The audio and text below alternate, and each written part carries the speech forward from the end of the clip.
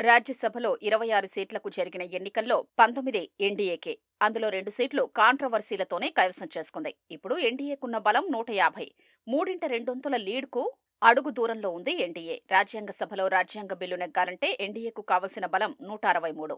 అదే టార్గెట్తో ఓవైపు లోక్సభలో లెక్కలు మారుతుండగానే రాజ్యసభలోనూ మ్యాజిక్ ఫిగర్కు ఎన్డీఏ చేరువవుతోంది. మోదీ ప్రభుత్వం ఇలా దూసుకుపోతుంటే ఇండియా కూటమి ఏం చేస్తోంది? అసలు రాజ్యసభ, లోక్సభ లెక్కలు ఎలా ఉన్నాయి? ఇటీవల జరిగిన ఈ రాజ్యసభ ఎన్నికల్లో మొత్తం 26 స్థానాలకు పోలింగ్ జరగ్గా బీజేపీ నేతృత్వంలోని ఎన్డీఏ కూటమి 19 స్థానాల్ని గెలుచుకుంది. కాంగ్రెస్ నేతృత్వంలోని ఇండి కూటమికి 6 స్థానాలు దక్కాయి.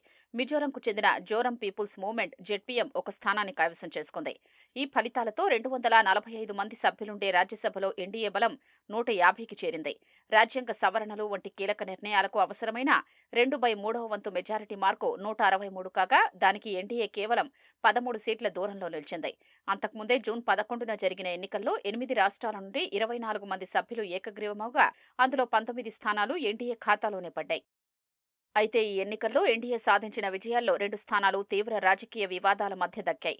జార్ఖండ్లో అధికార ఇండి కూటమికి స్పష్టమైన అసెంబ్లీ మెజారిటీ ఉన్నప్పటికీ అక్కడ జరిగిన క్రాస్ ఓటింగ్ ఎన్డీఏకు కలిసొచ్చింది. ఎన్డీఏ మద్దతుతో బరిలోకి దిగిన స్వతంత్ర అభ్యర్థి పరిమల్ నత్వాని కాంగ్రెస్ క్యాండిడేట్ ప్రణవ్ ఝాను ఓడించి అనూహ్య విజయం సాధించారు.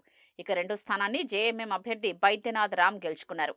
మరోవైపు మిజోరంలో అధికార జెడ్పీఎం అభ్యర్థి లాల్త్లు ఆంగ్కిమా గెలవడంతో ఆ ప్రాంతీయ పార్టీ చరిత్రలోనే తొలిసారిగా రాజ్యసభలో అడుగుపెట్టింది.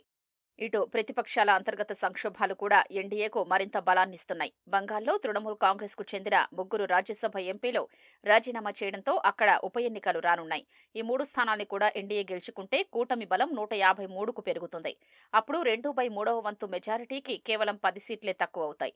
దీనికి తోడు ఆమ్ ఆద్మీ పార్టీలో రాఘవ్ చడ్డా తిరుగుబాటు చేసే మరో 6 రాజ్యసభ ఎంపీలతో కలిసి ఎన్డీఏకు మద్దతివ్వడం ఇండి కూటమిని గట్టిగా దెబ్బతీసింది. ఈ పరిణామాలతో రాజ్యసభలో ఇండియా కూటమి బలం కేవలం 64 స్థానాలకు పడిపోయింది.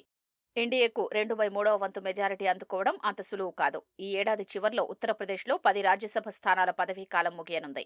యూపీ అసెంబ్లీలో సమాజ్వాదీ పార్టీ బలం పెరగడం వల్ల అక్కడ బీజేపీ కొన్ని సీట్లు కోల్పోయే అవకాశం ఉంది. ఇలాంటి సమయంలో వైఎస్ఆర్సీపీకున్న 7 ఎంపీలు, బీజేడీకి ఉన్న 6 ఎంపీల మద్దతు భవిష్యత్తులో బిల్లుల ఆమోదానికి కీలకం కానుంది. లోక్సభలో 2/3 వంతు మెజారిటీ మార్కైన 363 సీట్లకు ఎన్డీఏ చాలా దూరంలో ఉన్నప్పటికీ రాజ్యసభలో మాత్రం రాజ్యాంగ సవరణల బిల్లుల్ని నెగ్గించుకునేందుకు కావలసిన మెజారిటీకి అత్యంత చేరువుగా వెళుతోంది.